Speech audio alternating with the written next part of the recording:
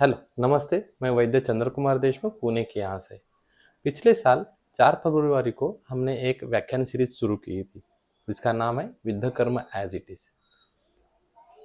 Sir Gogate sir का जन्मदिन 4 फरवरी को अभी आ रहा है। जैसे हमने शुरुआत की थी, अभी तक हमने अलग अलग टास्क किए हैं। जैसे विद्ध कर्म एज इट इज सीरीज से हर एक को विद्ध कर्म और अग्नि कर्म के बारे में बताना शुरू किया है। वो चलते रहेगा आगे। हर साल वैद्य राबू गोगटे सर के जयंती के अवसर पर, पुण्यतिथि के अवसर पर भिन्न भिन्न कार्यक्रम होते हैं। पिछले साल पुण्यतिथि के अवसर पर हमने विद्ध कर्म और मानस विकार इसका एक व्याख्यान किया था, और विद्ध कर्म अग्नि कर्म ऑटिज्म सेरेब्रल पाल्सी जैसे मानस विकार में कैसे काम करता है ये एक्सप्लोर किया था। तभी से अभी तक बहुत सारे वैद्य विद्ध कर्म अग्नि कर्म मानस विकार में कर रहे हैं। हालांकि एक्यूरेसी नहीं हो रहा है, फिर भी कर रहे हैं और उसके रिजल्ट आ रहे हैं जो आयुर्वेद को बूस्ट मिल रहा है। इस साल हमने 2023 में विद्ध कर्म इन्फर्टिलिटी में बताना शुरू किया था, क्योंकि हमारे 600 के ऊपर इन्फर्टिलिटी के कठिन कठिन केसेस हो चुके हैं। तो हमने ये बताना शुरू किया। वो इस साल भी हम बताएंगे आगे जाके कैसे कैसे करना है। दूसरा एक था वैद्य राबू गोगटे सर का, जो कि नॉलेज है, ग्रंथोक्त नॉलेज है, इनका कॉम्बिनेशन वाली जो किताब है उनका अपडेटेशन। तो ये किताब जो है विद्ध कर्म अग्नि कर्म चिकित्सा, इनका अपडेट हो चुका है और ये मराठी, हिंदी और इंग्लिश लैंग्वेज में अवेलेबल है।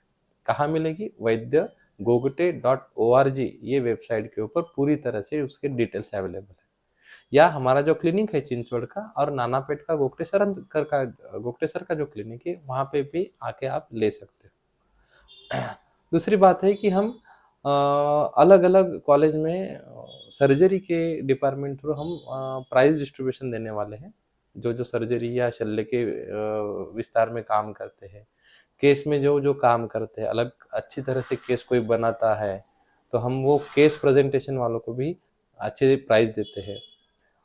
पेपर प्रेजेंटेशन के लिए भी हमने प्राइज दिए हैं। 15,000 तक, 1 लाख तक प्राइज है ये। तो इसके बारे में वैद्य गोगटे.org, इस पे आपको पूरी जानकारी मिलती जाएगी। सर के विद्ध कर्म एज इट इज, सर का विद्ध कर्म अग्नि कर्म एक ही टॉपिक ऐसा नहीं था, बहुत सारे अंग थे। जैसे HIV पे सर का काम था, हेपेटाइटिस बी पे काम था, कैंसर और आयुर्वेद काम था, सर्जरीज डिफरेंट डिफरेंट प्रकार की सर करते थे। तो ये छोटी छोटी बातें सर की जो है एक्सप्लोर करने के लिए हमने हमारे लेक्चर सीरीज में, विद्ध कर्म एज इट इज सीरीज में व्याख्यान के साथ में या सेमिनार, हमने सर के लेख पढ़ना शुरू किया था। वो भी मैं आगे कंटिन्यू करने वाला हूँ। नया साल आया है और बहुत कठिनाई होती है। हमारा वाग्भट वाचन भी सुबह रहता है यूट्यूब पे 8 बजे, हम हफ्ते में 2 बार लेते हैं, जहाँ पे विद्यार्थियों को आयुर्वेद के प्रति जो डिफरेंट डिफरेंट अंग है आयुर्वेद के, उसके बारे में बताने की कोशिश करते हैं। वाग्भट भी वाचन होता है, द्रव्य भी वाचन होता है। तो हम पूरी कोशिश कर रहे हैं। सिर्फ क्या है, धी धैर्य आत्मादि विज्ञानम मनोदोष औषधम प्रण।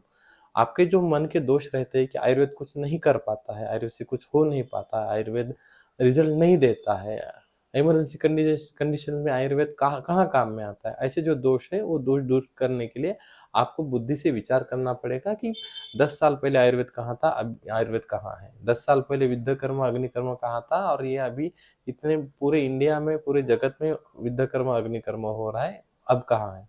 कुछ लोग पहले बोलते थे कि विद्ध कर्म ये चिकित्सा आयुर्वेद की है ही नहीं, अभी वही लोग सीखने को आते हैं। कुछ लोग कहते थे कि विद्ध कर्म सुईटोचना, ये कहाँ इसमें प्रिंसिपल है, कहाँ इसमें संप्राप्ति भंग होगी। अब इससे इतनी ओपीडी हमारे विद्यार्थियों को बढ़ती है और रिजल्ट इंस्टेंटली आते हैं, तो सब इसके पीछे जो भी तत्व है वो सीखने के लिए उत्सुक रहते हैं। तो और कहीं भी आयुर्वेद की प्रैक्टिस कोई भी कहीं शुरू करेगा तो विद्ध कर्म अग्नि कर्म किए बगैर वो शुरू नहीं करेगा, ऐसा आज का एनवायरनमेंट बन चुका है। तो मेरा एक ही कहना है कि वैद्य राबू गोगटे सर ने जो विद्ध कर्म अग्नि कर्म बताया है हमारे आयुर्वेद को, आयुर्वेद के कल्याण के लिए, आयुर्वेद के प्रोपोगेशन के लिए, तो वो एज इट इज सबको पहुंचे, यही हमारी कामना रहती है। इसीलिए निःशुल्क सेवा जो हमने यूट्यूब पे की है, विद्ध कर्म अग्नि कर्म एज इट इज सीरीज में, वो हम शुरू किए। अभी तक एपिसोड हो चुके हैं और वो अगला एपिसोड हम आज कर रहे हैं। अभी तक क्या क्या हुआ है, हमने मर्म बताए हैं, मर्म का विचार कैसे रहता है वो बताया है, उसके साथ में योग्याभ्यास कैसे करना वो बताया है, उसके साथ में प्रैक्टिकली विद्ध कर्म अग्नि कर्म कैसे करना है, हमने रुद्रसी व्याधि से शुरू किया था। अब आज हम अगला विद्ध कर्म अग्नि कर्म लेने वाले हैं। उसके पहले हम जो लेख का पठन करते हैं वो लेख का पठन हम कंटिन्यू करेंगे। आज का लेख है सर का धमनी और स्रोतोविद्धता एक सत्य। मराठी में लेख है, मैं थोड़ा सा हिंदी में उसका ट्रांसलेट करूंगा। धमनी जो हमारे दश धमनी है, स्रोतस जो है स्रोतस की विद्धता और एक ट्रुथ, ऐसा सर के लेख का नाम है। धमनी ये शब्द का वर्णन जो है सुश्रुत संहिता में आया है। धमनी व्याकरण शरीर अध्याय में जो 9वां अध्याय है वहां पे इसका डिटेल में एक्सप्लेनेशन है। सुश्रुत में मुख्यतः रक्त के ऊपर काम करना किया हुआ हमें दिखता है। जैसे शिराव्याध अध्याय है, शिराव्याध अध्याय में शिराओं के ऊपर वर्णन आया है, ना कि वो रक्त ब्लड मोक्षण अध्याय है। तो जब शिराव्याध करते हैं तो हमें ध्यान में रखना पड़ता है कि शिरा कौन से है, 700 शिरा है, रसव सॉरी वातव शिरा, पित्तव शिरा, सर्वव शिरा, ऐसे वहां पे कफव शिरा के साथ अलग अलग प्रकार के वेद्य और अवेद्य शिराओं का वहां पे वर्णन है। तो सुश्रुत का मुख्य भर जो है प्रत्यक्ष जो दिखता है उसके ऊपर ज्यादा से ज्यादा वो बातें करता है। जैसे रेड वर्ण का जो वातव, अरुण वर्ण का वातव, नीले वर्ण का पित्तव, उष्ण है वो पित्तव, स्पर्श को शीत है, सफेद वर्ण का है वो कफव, ऐसा सिराओं का उन्होंने वर्णन किया है।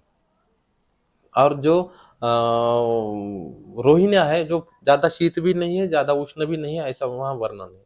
इनके वर्णन से अभी जो हम एनाटॉमी के लिए देखते हैं, नर्व्स, लिम्फेटिक्स, वेन्स, आर्टरीज, इनका संदर्भ इसमें दिखता है हमें।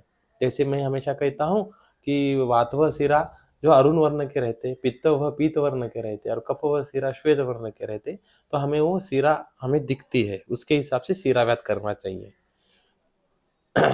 नीला व रोहिणा ये जो दृश्य स्वरूप नहीं मिलते हैं हमें, उसी हिसाब से प्राणव स्रोतस, रसव स्रोतस, अन्नव स्रोतस, रक्तव, मांसव, अर्थव, इनकी मूल स्थान जब बताते थे तो वहां पे धमनी का उल्लेख आया है।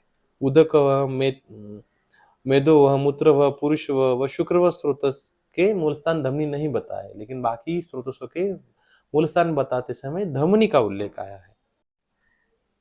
जिन जिन स्रोतों के मूल स्थान धमनी है, ऐसे स्रोतों पे अगर विद्ध आघात हो गया तो मृत्यु बताई गई है। यहाँ पे स्रोतो विद्ध लक्षण बताते समय आशय और धमनी ऐसे द्वंद्व है। जहां जब आशय पे आघात होगा तब स्रोतों के कार्य में बिगाड़ हो जाएगा और तब लक्षण जो है वो बताई गई है। धमनी पे मूल भागी प्रक्षतः आघात हो गया तो मरण ही होगा, ऐसे ग्रंथकार को बताना है, ऐसे हमें दिखता है। यहाँ पे स्रोतों के ऊपर आघात होने के बाद जब मृत्यु है, ऐसे जो मरण लक्षण है वो सर्व शरीर का ही होगा ऐसे नहीं है। तो उसके संबंधित आशय का, उसके संबंधित स्रोतस का, उसके संबंधित अवयव का, ऑर्गन्स का भी वहां पे मृत्यु होगा, ये बताया गया है। विद्या चिकित्सा करते समय मैं हमेशा कहता हूँ मर्म जो है, मम गृह इति मर्म, मेरा घर है, और आजू बाजू में जो भी अवयव है वो मर्म के आश्रय में आते हैं। तो एक मर्म को आघात होगा तो हमेशा मृत्यु होगी ही ऐसा नहीं, लेकिन उसके आजू बाजू के अवयव या ग्रह है, आत्मा का गृह है, वहां पे आघात जरूर होता ही है। इसीलिए मर्म को छोड़ के ही विद्ध कर्म अग्नि कर्म करना है, ऐसे पुराने वैद्य पोक्टे सर, बहुत सारे सीनियर वैद्य बताते हैं। मर्म को स्पर्श नहीं करना है ऐसे बताते हैं। मैं मर्म चिकित्सा में एक रेफरेंस भी मैंने दिया था कि कुर्म चिकित्सा में बताया है कि जैसे न संवत्सित सूत की नाम पर क्षेत्रे गाधयंती न चाचक्षित, दूसरों के खेत में अगर गाय चरने को गई है तो उसके मालिक को बताना नहीं है। अगर बताएंगे कि तो क्या होगा, वो मालिक आएगा, गाय को मारेगा, वहां से निकाल देगा। तो चरती हुई गाय को उसका जो अन्न है बंद करना, ये पाप बताया है। वैसे ही बताया है कि न संवत्सित सूत की नाम, सूत की व्यक्ति है जिसके घर में कोई मरा है, उसके साथ उसके घर में जाके सोना नहीं है, और कोई सोता भी नहीं है। हाँ, उसको हेल्प करते हैं लेकिन सोता नहीं है। और बताया है आगे न चिकंचित मर्मानी स्पृशत, कुर्म संहिता में आया है, कुर्म पुराण में आया है, कोई भी मर्म के ऊपर स्पर्श नहीं करना चाहिए, इतना डिटेल में आया है। तो हमें वो मर्म को छोड़ के ही विद्या कर्म अग्नि कर्म करना है, क्योंकि स्रोतस पे आघात होता है तो वहां पे जो भी लक्षण है वहां पे वो मरण प्राप्त करने की तरफ हमें लेके जाएंगे। तो उसमें उद्भवनारी जो लक्षण है वो विद्ध के और अभिघाता के स्वरूप जो है उसकी तीव्रता के ऊपर अवलंबन रहेगा। इसलिए इसकी चिकित्सा बताते समय ही प्रत्याख्य चिकित्सा करनी है। तो बता के और बाद में जो अंदर जो व्रण शल्य है उसकी भी क्षतज व्रण की चिकित्सा करने को कहा गया है। स्रोतों की व्याख्या करते समय सीरा धमनी इनके साथ में बताया नहीं, अलग बताया है। नवनिर्मित किंवा अवशिष्ट भाव पदार्थ निर्माण करने, कोई स्त्राव निर्माण करना, ये स्रोतों का काम होगा। इस निर्मिति को मदद करने के लिए पोषण मूल्य लेके जाने के लिए या कोई भी श्रवणा स्रोतांशी जो हमें पता है वो श्रवण करने के लिए जो भी वहां पे चैनलिंग होती है वो उसको रसवाहिन्या कहेंगे, ऐसा बताया गया है। और वही धमनियां है वो हम यहाँ पे आजकल बता सकते हैं। बड़ी धमनी तो पता है, जो धमन करती है वो धमनी है, जो श्रवण करते हैं वो स्रोत से। और जो शरीर में अलग अलग प्रकार के सीरा दिखते हैं, वातज पित्तज कफज, उसके बारे में सीरा के बारे में बताया गया है। सीराओं का वेद जो है हर समय में स्रोतों के लक्षण जो है स्रोतों विद्ध के लक्षण दिखाएगा ऐसा नहीं है। वाक्य क्या है, जब भी हम सिरा व्याध करते हैं तब स्रोतों बिगड़ जाएगी ऐसा है ही नहीं। लेकिन जब जब धमनी वेद होता है तो स्रोतस नष्ट हो जाते हैं, स्रोतस का स्त्राव नष्ट हो जाता है, उनका कर्म बिगड़ जाता है। तो धमनी और सिराओं का ये जो कॉम्बिनेशन है वो हमें हमेशा चिकित्सा करते समय ध्यान में रखना है। वैगोटॉमी करने के बाद आमाशय व अग्नाशय प्राकृत रहता है वैगोटॉमी करने के बाद।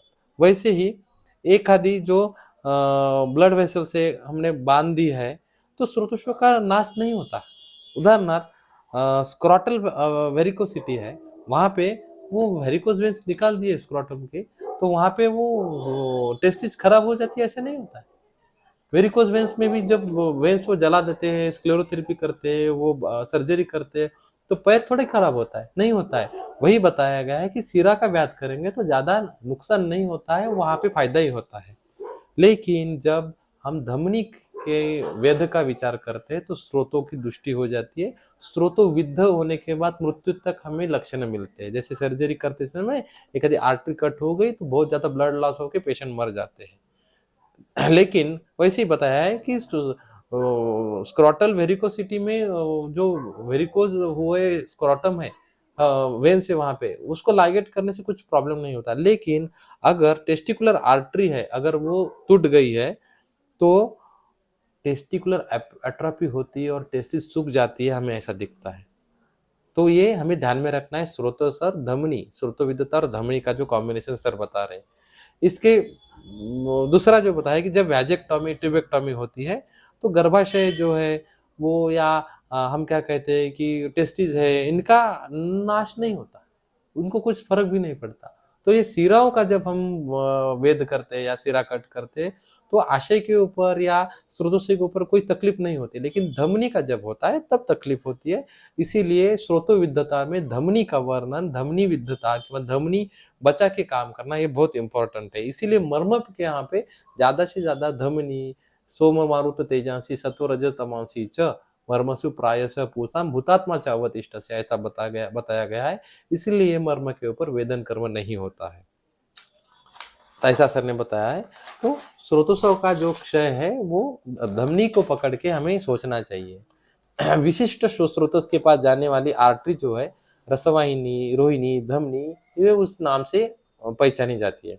उसका जो कार्य है जैसे कि वही पार्ट के ऊपर मर्यादित है। धमनी का कार्य जो है वही लोकल पार्ट तक मर्यादित है। जैसे कि हिपैटिक आर्टरी है, रिनल आर्टरी है, कोरोनरी, यूटेराइन, मेसेंट्रिक इत्यादि जो जो आर्टरी है वहां पे आघात होने के बाद मृत्यु होता ही है। लेकिन कभी कभी अगर मृत्यु नहीं हुआ तो वहां पे वो दुष्टि के लक्षण, स्रोतस दुष्टि के लक्षण हमें मिलते ही है। तो सर का यहाँ पे बताने का उद्देश्य यही है, जब जब हम स्रोतस विद्ध के लक्षण का विचार करते हैं तो धमनी यानी कि आर्टरीज वहां पे विचार में आती ही आती है। दूसरी बात है अन्नवाही धमनी, मेजेंट्रिक आर्टरी, उसके बाद में मेजेंट्रिक टीयर जब होता है, वलोलस कंट्यूजन में भी ऐसा जब लक्षण मिलते हैं तो हमें पेशेंट के मृत्यु के साथ साथ कभी कभी अगर मृत्यु नहीं हुआ तो शूल, अन्नद्वेष, छर्दी, स्रोत दृष्टि के भी हमें लक्षण मिलते हैं। गर्भाशय से अगर तीव्र रक्तस्राव हो रहा है तो इंटरनल इलिया क्लोज किए जाते हैं। और उसकी वजह से अगर गर्भाशय एट्रोपिक नहीं हुआ, फिर भी वहाँ पे कंटिन्यूसली अमेनोरिया शुरू हो जाता है, और इसकी वजह से आर्टरी बांधने की वजह से आगे पीरियड्स आते नहीं और वो आर्तवा का नाश हो जाता है। तो यहाँ पे हमेशा स्रोतोष दृष्टि का विचार करते समय वहाँ पे आई हुई ब्लड वेसल का, यानी आर्टरीज का, मॉडर्न की जो आर्टरीज है उसका विचार हमें हमेशा करना होता है। गर्भाशय पे जब डीएनसी करते हैं तो प्रसूति के काल में शस्त्र कर्म की वजह से आघात जब हो गया है, या गर्भावस्था में पेट पे लात मारी है, ऐसे समय पे भी वंध्यत्व और मैथुन सहत्व की लक्षण हमें दिखती है। तो वो धमनी का ही वहाँ पे विचार करना है। सध्या आजकल के काल में बाईपास सर्जरी की जाती है। जहाँ जहाँ पे बाईपास सर्जरी होती है, जहाँ जहाँ पे वो अवयव का नाश होता है, तो वो अवयव पूर्ता ही मर्यादित होता है। यहाँ पे धमनी संयोजन करके स्रोतोनाश बंद कर सकते हैं। जैसे कि एग्जाम्पल देंगे कि कोई हमारे हार्ट की आर्टरी है, वो अगर बंद हो रही है, ऑक्सीजन हो रहा है, तो वो आर्टरी जहाँ जहाँ आगे सप्लाई करती है उतना ही वो डैमेज होता है। लेकिन अगर वो बाईपास में क्या किया जाता है, धमनी ही संयोजन किया जाता है और मृत्यु वहाँ पे बचाया जाता है। लेकिन बाद में वहाँ बाईपास सर्जरी करने के बाद वहाँ पे जो धमनी आघात के जो लक्षण मिलते हैं, उनकी हमें क्षत की चिकित्सा करनी होती है। नहीं तो क्या होता है, आगे जाके ये स्रोतोदृष्टि के कुछ ना कुछ पेशेंट लक्षण हमें दिखाते हैं। जैसे बाईपास सर्जरी होने के बाद पहले उत्साही व्यक्ति था, बाद में नहीं है। पहले कॉन्फिडेंट वाला था, बाद में नहीं है। पहले बहुत ज़्यादा वो एक्सरसाइज कर पाता था, बाद में नहीं है। ऐसे हमें स्रोतोदृष्टि के कुछ ना कुछ लक्षण हमें मिलते हैं। तो वहाँ पे दोषज सार्वदेहिक चिकित्सा ना करते हुए क्षत की चिकित्सा अगर हम करेंगे ऑपरेशन के बाद, तो ऐसे विकारों में, जब हम बड़ी सर्जरी करते हैं तो ऐसे विकारों में हमें बहुत ज़्यादा फायदा होता है, ऐसा सर का कहना है। स्रोतोदृष्टि के लक्षण का विचार करते समय वो काय चिकित्सा में आया है, वहाँ पे सार्वदेहिक चिकित्सा रहती है, क्योंकि वहाँ पे प्रत्येक पेशी का, सेल्स का विचार करना पड़ता है। जैसे कि कामले में यकृत का विचार करना पड़ता है, उसके साथ पूरा शरीर का भी विचार करना पड़ता है। कामला में ऐसा नहीं कि सिर्फ यकृत का विचार किया है हमने, पूरे बॉडी का भी विचार करना पड़ता है स्रोतोष दृष्टि के लक्षण में ऐसा देखते समय। लेकिन जब स्रोतोष विद्ध का प्रश्न होता है, तब धमनी और लोकल का हमें विचार करना पड़ता है। यही मेन पॉइंट आउट यहाँ ये इस लेख का है। चरक ने श्लेष्म विकार में हृदय लेप, धमनी प्रतिचय ये खास लक्षण दी है और उसके सार्वधिक परिणाम भी बताए। तो और फिर मधुमेह में रासायनिक दौर्बल्य का वर्णन करके वहां पे जलों का उच्चारण न करके वहां सीरा मोक्ष और प्रत्यक्ष भेदन कर्म करना ये बताया गया है। देखिएगा सर, ये मैंने ये लेख आज क्यों चूज किया है, क्योंकि ये बताते समय स्रोतों का विद्ध और धमनी इनका महत्व और स्रोतों से दुष्टि लक्षण और शरीर में आने वाले जो लक्षण है उनका कंपैरिजन बताते हैं।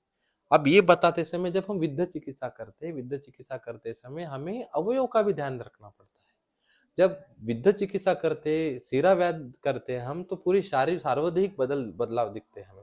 लेकिन कभी हमें किसी ऑर्गन को टारगेट करना होता है विद्ध चिकित्सा थ्रू, तो हमें ये लेख जो है बहुत इंपॉर्टेंट वहां पे गाइड करता है। चरक ने स्नेक बाइट, स्कॉर्पियन बाइट, विषबाधा, वो वही के वही रुक जाए, पूरे शरीर में ना फैले, इसलिए धमनी बंध का उल्लेख किया है। और मंत्र चिकित्सा के साथ धमनी बंध का उल्लेख किया है। जब स्नेक बाइट होता है तो विष रक्त में जाता है, पूरे शरीर में फैलता है, वो ना फैले इसलिए मंत्र चिकित्सा धमनी बांधने का उल्लेख किया है। तो ये भी हमें ये ऐसे ऑर्गन के रीजनरेशन के लिए विचार में रखना होता है। इस सब से क्या हमारे माइंड में आता है कि सुश्रुत को स्रोतोमूल बताते समय स्रोतस के साथ में उन स्रोतों का पोषण करने वाली रक्तवाहिनी यानी धमनी ये अपेक्षित होता है सुश्रुत को। धमनी दयंती स्वयं पिबती, स्वतः पिनारी, ऐसा उल्लेख सुश्रुत चिकित्सा स्थान 2462 में हमें मिलता है। धमनी दयंती स्वयं पिबती, आर्टरी के पोषण वो आगे जाके सबको करता है, तो वो खुद का भी पोषण करती है और जो उसके जो लेयर से उसका भी पोषण होते रहता है, और ये माइक्रो सर्कुलेशन में होता है, एलोपैथी ऐसा कहता है। इसका मतलब है विशिष्ट कार्य करने के लिए, स्रोतों के लिए जाने के लिए इंद्रियों की तरफ जाने वाली जो आर्टरी है वही धमनी है। ऐसे मन हम यहाँ पे डिसाइड कर सकते हैं। नर्व जो है उनका पोषण नहीं होता, नर्व को ब्लड सप्लाई नहीं रहता है, नर्व का पोषण ऐसे नहीं होता है, लेकिन आर्टरीज का पोषण जो है अपने आप होता है। जैसे धमनी का बताया है, ध्यायंती स्वयं पीबती थी, जो खुद को भी पीती है, पोषण करती है, दूसरों का भी पोषण करती है, वो धमनी होती है। नर्व ऐसे नहीं होते, इसलिए नर्व जो है धमनी में नहीं आते, नर्व से सिरा में आते हैं। अष्टांग हृदय में धमनी पे आघात हो गया, धमनी मर्म पे आघात हो गया, तो वहां से स शब्द, सफेन, उष्ण रक्त बाहर आता है, ये आर्टरी को ही लागू पड़ता है। इसका मतलब ये बताना चाहते हैं आर्टरी और धमनी है। और जब स्रोतोसा का घात होता है तो धमनी वहां पे ज्यादा से ज्यादा आघातित हो चुकी होती है। इसीलिए जब जब हमें ऑर्गन है, जैसे डायबिटीज में पैनक्रियास भी हमें वर्क करना है, तो हमें ये धमनी का उल्लेख, धमनी का विचार और उसके साथ में धमनी से सीरा व्याध का विचार, ये हमें अगर लिंक कर पाते हैं तो ये जो हम जागतिक महामारी जैसे वो डायबिटीज आ रहा है, वो ये जो कड़ी क्रैक करने के लिए हमें ये श्लोक, ये हमें विचार बहुत मदद करता है। सिराओं का सामान्य वर्णन करते समय कर्म विशेष, कर्म नाम अप्रतिघात, ये बताया गया है। न ही वातम सिराहा कश्चित पित्तम केवलम तथा श्लेष्मनम वा वहन्ति अतः अतः सर्ववाहा स्मृतः। इस सर्व सिरा में प्राकृत दोष रहते हैं, फिर भी इनके थ्रू होने वाला कार्य जो है एक दूसरों के सहकार्य बिना नहीं होगा। ऐसा नहीं होगा कि वातव सिरा है उसमें पित्त कफ नहीं होगा, ऐसा नहीं होगा, सर्ववाह सिरा, इसलिए उनको बताया गया है। तो वो जो है इतने नजदीक रहते हैं, वातव सिरा, पित्तव सिरा, कफव सिरा एक दूसरे के इतने नजदीक रहते हैं कि वो हम आंखों से नहीं देख पाते। ग्रंथ में आए हुए कुछ संदर्भ है यहाँ पे ये जो अभी मैं बातें की है उसका प्रूफ देने के लिए है। मैं पढ़ूंगा। चरक चिकित्सा 20, सुश्रुत चिकित्सा 12, सुश्रुत शारीस्थान 10, सुश्रुत चिकित्सा स्थान 24, सुश्रुत उत्तर तंत्र 64, सुश्रुत निदान 1, सुश्रुत सूत्र स्थान 14, सुश्रुत चिकित्सा 6, सुश्रुत सूत्र 14-3, चरक सूत्र 1-42, चरक सूत्र 30-60, चरक विमान 4-7, चरक सूत्र 30-12, चरक सूत्र 20-17, काश्यप सूत्र 37-19, चरक चिकित्सा स्थान 23-61, चरक सूत्र स्थान 21-15, चरक निदान स्थान 6-8, सुश्रुत स्थान 6-27। ऐसे उन्होंने वहां पे रेफरेंस दिए है। इससे एक समझ में आता है स्रोतों के बारे में, जब भी स्रोतोदुष्टि, स्रोतोविद्ध लक्षण का विचार हमें करना होता है, निज व्याधि, आगुंत व्याधि, इनके स्वरूप से ही करना होगा। आयुर्वेद में बताए हुए जो व्याधि है को वो कौन से ना कौन से स्रोत में बैठती है, इसीलिए स्रोतोदुष्टि ये संप्राप्ति हमें हर बार विचार करना पड़ता है। स्रोतों को प्रीणन करने वाली धायंती और पिबती जो हमें धमनी है उसका भी विचार करना पड़ता है, और इसके आजू बाजू में तीनों दोषों को लेके जाने वाले, वहन करने वाले जो सिराएं है, सर्वहा सिरा है, उनका भी उल्लेख करना पड़ता है। मैं बेसिक एक कंसेप्ट बताता हूँ। एक ऑर्गन है, वो स्रोतस है, जैसे कि पैनक्रियाज है या यकृत है, उसको जाने वाली ब्लड वेसल्स है, रक्तवाहिनी है, धमनी है, तो धमन करती है। उसको आघात हो गया तो क्या हो जाएगा, मृत्यु आ जाएगी या स्रोतोदुष्ट के लक्षण आ जाएंगे, जैसा अभी तक मैंने बताया। लेकिन वो तो उसका ध्यान थी, पीबती ऐसी जो धमनी है वो तो जारी है, लेकिन उसके आजू बाजू में सीरा जाल भी रहता है, वो अवयव के, उसको वातव, पित्तव, कफव, सीरा, सर्व सीरा हम ऐसे कहेंगे। वो अकेली नहीं रहेंगी, वो साथ में सहचर्य से रहेगी, क्योंकि अकेले काम नहीं कर पाती है। तो जब भी हमें कोई भी ऑर्गन का रीजनरेशन का विचार करना पड़ता है तो सीरा व्याध किए बगैर हमें वो रिजल्ट मिलेगा ही नहीं। इसीलिए सिरा व्याध, रक्त मोक्षण, विद्ध कर्म, ये जो है अर्ध चिकित्सा है, इसका जो डेप्थ है अभी तक लोगों को नहीं मिला है। बार बार मैं ही बता रहा हूँ कि इसकी जो डेप्थ है बहुत गहराई में है, तो इसके बारे में हमें देखना है। ये आधा लेख हो गया है। हम आगे जो हमारा विद्या कर्म है, हम ये विद्या कर्म अभी, जैसे हमने साइटिक का देखा था, हम गुद्रसी का विद्या कर्म हमने देखा था। तो गुद्रसी में वो विश्वाचा, विश्वाची में भी विद्या कर्म गुद्रसी के थ्रू होगा, गुद्रसी के तरह होगा, और उसके साथ में उसका जो अग्नि कर्म है, ये दो एपिसोड हम आज लाने वाले हैं। तो आज का होगा विश्वाची। तो विश्वाची जो है हमें पता है, मॉडर्न के जो हम अगर देखते हैं हमारे पास पेशेंट कौन से आते हैं, विश्वाची मीन्स क्या है, वहां पे जैसे गुरुदृष्टि में जो बताया है वैसे ही हाथ में होता है तो उसको विश्वाची कहेंगे। गुरुदृष्टि में क्या बताया है, स्पीक पूर्वा कटी पृष्ठ उरु जानु जंघम पदम क्रमा, ऐसे अगर वेदना जाती है गुरुधवत चलती इति, अगर चलते समय गिधाड़ जैसे चल रहा है तो उसको गुरुदृष्टि हम कहेंगे। वही वेदनाएं उसी तरह से बैक से अगर मन्या से हाथ की तरफ आ रही है तो उसको हम विश्वाची कहेंगे। गुरुद्रश्यामी व विश्वाचाम, गुरुद्रसी जैसे ही विश्वाची में करना है। गुरुद्रसी में हमने क्या किया था, अलग अलग अंतरा कंडरा गुल्फम सीरा ऐसा अग्निकर्म किया था, उसी प्रकार से हमें विश्वाची में अग्निकर्म करना है। गुरुद्रसी में बताते समय, सायाटिका में बताते समय मैंने बताया था, आगे भी मैं गुरुद्रसी और विश्वाची इन दोनों का कॉम्बिनेशन का जो विकार आने वाला है खल्ली, उसका भी विचार कैसा करते मैं बताऊंगा। गुरुद्रसी बताते समय वातज और कफवातज ऐसे दो लक्षण आए थे, उनमें करते समय हमें सायाटिका और गुरुद्रसी ये दोनों का कॉम्बिनेशन का विद्ध कर्म करते समय मैंने पिछले दो एपिसोड में बताया है। अब विश्वाची जब आता है, विश्वाची आते समय वेदनाएं रहेंगी, मन्या से आके हाथ तक हमें वेदनाएं जाती है, दोनों भी हाथ को हो सकता है, एक भी हाथ हाथ को हो सकता है। वेदनाएं कैसी रहेगी, इंटरमिटेंट रहेंगी, कभी ज्यादा होगी कभी कम होगी, कभी कभी तीव्र विशूल भी रह सकता है, कभी कभी मंदशूल भी रह सकता है, दोष कौन से उसके हिसाब से रहेगा। कभी कभी ऐसा हो सकता है रात में बढ़ रहा है, दिन में कम हो रहा है, ऐसा भी हो सकता है। कभी कभी वॉकिंग के बाद बढ़ रहा है, ऐसा भी हो सकता है। तो ये हमें दोष के हिसाब से उसका डिफ्रेंशिएशन करना पड़ता है। इसके बारे में डिटेल में हम बात करने वाले हैं। लेकिन विश्वाची का विद्ध कर्म कैसा है, क्या किया जाता है, वो पहले हम देखेंगे। उसके बाद में आगे के एपिसोड में मैं ये डिटेल में बात करने वाला हूँ। नमस्ते। हम विश्वाची का विद्ध कर्म आज देखने वाले हैं, उसके बारे में डिटेल एक्सप्लेनेशन मैं आगे करने वाला हूँ। लेकिन आज के एपिसोड में विश्वाची का विद्ध कर्म जो ग्रंथ में आया है उसके हिसाब से काम करेंगे। बंद कर, हात एवढंच दिसलं पाहिजे बरं। अच्छा, पेन आहे का, कर सर। हम विद्ध कर्म करते, गुरुद्रसी का करते या विश्वाजी का विद्ध कर्म करते तो हाथ की पोजीशन बहुत इंपॉर्टेंट है। अब अगर हम एनाटॉमिकल पोजीशन लेंगे तो सुपाइन पोजीशन का हाथ है ये, तो हमें ऐसा नहीं करना है। तो हमें हाथ लेते समय पोजीशन बहुत इंपॉर्टेंट है, क्योंकि पार्श्वतः कहा गया है। तो ये अंतस्थ बाजू है, ये बाह्य बाजू है, तो ये बाह्य बाजू में हमें विद्ध कर्म करना होता है।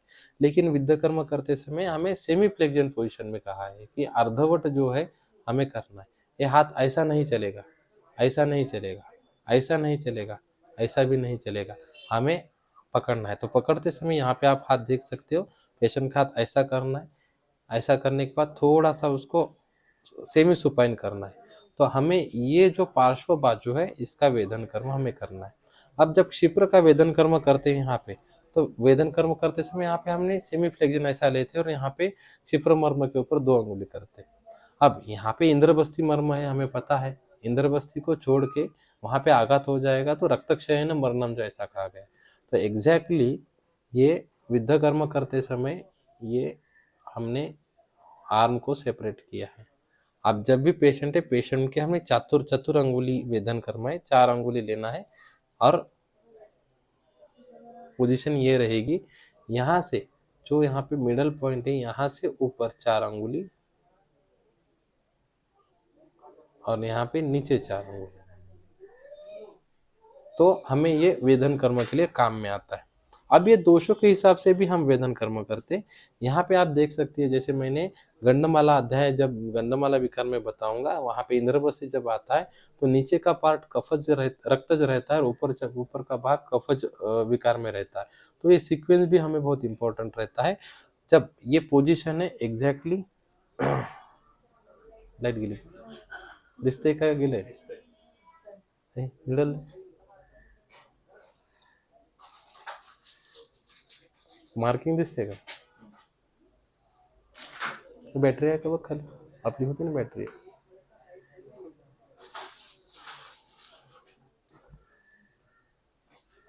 हां हां येते आता, चालूच है ना, हाँ ठीक है। तो हमें वेदन कर्म करते समय हमें 4 अंगुली, पेशेंट के 4 अंगुली है, ये सेमी फ्लेक्शन है, ऐसा नहीं चलेगा, ऐसा नहीं चलेगा, ऐसा भी नहीं चलेगा, ऐसा भी नहीं चलेगा, एग्जैक्टली सेमी फ्लेक्शन और ऐसा रहेगा। तो हमें विद्ध कर्म करते समय वहाँ पे हम कॉटन दे, हाँ, तो वहाँ पे वो जगह है पूरी तरह से निर्जंतुक करेंगे, वहाँ पे कॉटन लगाएंगे। और ये विद्ध कर्म करते समय हम नीचे से ऊपर लेना है या ऊपर से नीचे लेना है, मैं अगले इसमें बताऊंगा कैसे लेना है। मैं पहले बता रहा हूँ कि वेदन कर्म कैसा करते हैं। ये अर्धव्रीहि वेदन कर्म है, यहाँ पे देख सकते हो अर्धव्रीहि वेदन है, और यहाँ पे भी अर्धव्रीहि है, एग्जैक्टली अर्धव्रीहि वेदन कर्म होगा। इसमें प्रोनेटर टेरस पूरे मसल्स आ जाते हैं, यहाँ पे बाइसेप्स ट्राइसेप्स मसल का हमें एक्सेस मिलता है वो दोनों के ऊपर काम करते समय। विद्या कर्म करने के पहले कंसेंट हमेशा लेना है, क्योंकि शल्य कर्म में जाता है। और ये रेडिकुलोपैथी हमें करेक्ट करने के लिए हमने विद्या कर्म किए हैं, और मन्या के अग्नि कर्म इसके साथ करने होते हैं। कर बंद।